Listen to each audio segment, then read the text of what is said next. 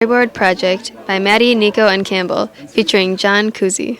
Chapter 1, Tiny Tim, Supercrips, and the End of Pity. In the Old Testament, people with disabilities were looked down on and seen worthy. In the early 1900s, started the poster child, where they would put an image of a child with a disability on magazines and posters. And back then, polio was very common, and so they would have posters saying, "Vaccinate your children now, so that they can become able-bodied." And these children were given pity and seen as disabled or diseased. In about 1966, a man named Jerry Lewis started telethons, which took place to raise money for children with disabilities. Shout out Tiny Tim, you know who, had a disease unlike the flu. Shout out Jerry Lewis, making it come through. Now we're about to tell you exactly what it do. Chapter 2, From Charity to Independent Living. In this chapter, we talk about Ed Roberts, an independent living movement that he started that in turn turned into the Disabled in Action in 1972, which was a group of people called the Rolling Quads who wanted to have the same rights as others and treated the same, resulting in ramps, transportation with buses kneeling, and other buildings with more accessibility. This resulted in better buildings, better designs, and after Ed Roberts' death, they had a building designed after him, they had a building dedicated towards him for physically disabled students at the University of California, Berkeley, that had many ramps and wide entrances to be a model for future buildings and structures. Fighting for equal rights came true in 72. Now we're independently living, showing you exactly what we can do. Chapter 3, The Deaf Celebration of Separate Culture. This chapter talks about deaf culture. ASL is an official language, and it talks about how Alexander Graham Bell is one of the most authoritative teachers of the deaf culture. At the 1988 protest at Gallaudet University, the students were protesting for a deaf president. In this chapter, a quote that stuck out was, "To be unable to hear is the norm, whereas society sees deafness as a pathology." There's nothing wrong with being deaf, shown in 88. Not being able to hear should be something we can all contemplate. Chapter 4, A Hidden Army of Civil Rights. Through Section 504 that was passed by President George H.W. Bush, passed the Americans with Disability Act in July 26, 1990, with many revisions and drafts that were made to make this possible. In it wanted to make people with disabilities more self-reliant and more independent because they saw that they could be vital in society and wanted their voice heard among everyone else. Along with this was the formation of Disability Rights, Education, and Defense Fund, which was based in Berkeley, where Ed Roberts was in school, and Pamela Wright joined it to represent the group in the government setting for the voice to be heard by others. Though the Section 504 was passed, over 50% of people with disabilities still felt afraid of going out in the public because of discrimination towards themselves and others with disabilities, because this was a new act and people still didn't understand what the law was supposed to be for. In 1990, President Bush was tight because he got us that right, but in 94, they still didn't want us to score. A recent study showed that 200,000 people are affected from autism in the United States. In the 50s and 60s, parents started demanding that their children be put in public classrooms with kids that are able-bodied so that they may be more integrated into the community and have the same equality in work and respect as everyone else.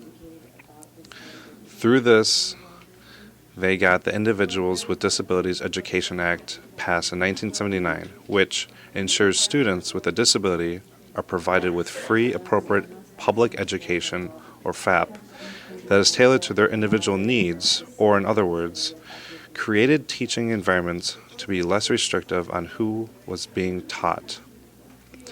Though this helped people with disabilities in the education setting, it also created segregation in the form of stereotyping and myths through stares, attitudes shown towards structures not helping with disabilities, and worst of all, it led to a path for failure for some. This failure created the attitude of invisibility and separation because though they're in the classrooms, they were still not treated the same and were still viewed differently through hate crimes and other discrimination actions. Another organization, Community Services for Autistic Adults and Children, helped people with disabilities find work and live in their own homes to promote independence and self-growth in the community. They wanted to give the opportunities to these people with disabilities living and working among everyone else rather than be forced into an institution or remain in their family's house forever and not getting outside interaction. Pushed away from the others, thought the only people that loved us were our mothers. They tried to create integration, but all they got was more segregation, and all we wanted was to feel elation. Chapter 6, People First. In the early 1980s, there was an organization called ADAPT that was created, and this was for self-advocacy around about 30 states. People First was created in 1994 in hopes to create self-advocacy, which was a cry for self-determination among people with disabilities. People with disabilities did all sorts of things. One thing that happened was in Denver, Colorado, people blocked the transit systems. They would sit in their wheelchairs in front of buses in hopes to create more accessibility among transit systems. They also climbed out of their chairs and up the steps of the Capitol building to stand up for themselves. A quote from this chapter that really sticks out is, "Call me a person with a mental retardation, but see me as a person first." Protest started, a cry for self-determination. It sent contemplation throughout the whole nation. Chapter 7, The Screaming Neon Wheelchair. Chapter 7 is based around the story of a woman named Marilyn Hamilton. Hamilton crashed her hang glider into the side of a mountain and bruised her spinal cord, which resulted in her becoming a paraplegic for the rest of her life. She didn't want to be stuck in a boring wheelchair, so her friends came up with the idea of the Screaming Neon Wheelchair, which came in many different colors. And this was designed by Herman and Okamoto. Another incident that happened was a man named Harrison Jennings was in a mining accident and became disabled. And from this, a company started called Everson Jennings. This was a company that invented the first folding wheelchair in 1932. Alongside of all this, many technologies over the years were designed to let people express themselves and have more freedom. The Screaming Neon Chair. It used to be very bare, but now it's even something that I wear. The first folding chair was invented in 32, and look at the thing I'm rocking now at 22. Chapter 8, Up in the Nursing Home. This chapter talks about Jeff Gunderson and how he was in a nursing home throughout his teenage years and how he was treated unfairly. He fought to get into an apartment so that he could have independence and live his own life. He lives with his attendant, Sean Boyd, who is a personal assistant and helps him do a variety of things. In this chapter, Gunderson says, "I would put up with anything just to stay out on my own." Go ahead.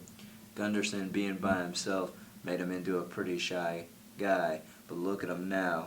He's a pretty fly guy. Chapter 9, No Less Worthy a Life.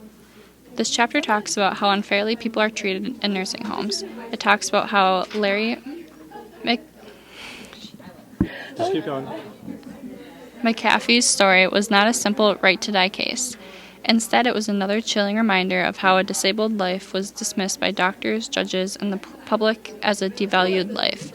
Towards the end of this chapter, David Rivlin says to a reporter, "I don't want to live an empty life lying helplessly in a nursing home for another 30 years. Death means to me that I can just rest in peace."